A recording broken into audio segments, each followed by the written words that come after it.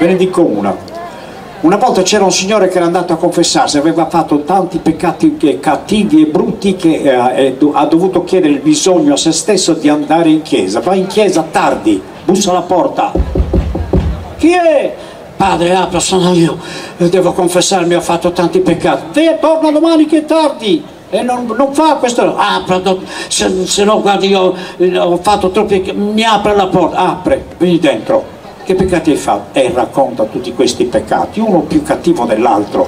Gli ha detto basta, fermati, non ti do né Paternoster né Ave Maria, vai, uscirai da qui, la prima persona che incontri prenderai e gli darai 1000 lire e gli dirai queste mi ha detto il parroco di dartele a te. Esce, incontra una donna, no, 1000 lire, queste sono per te. Ma 1000 lire è poco.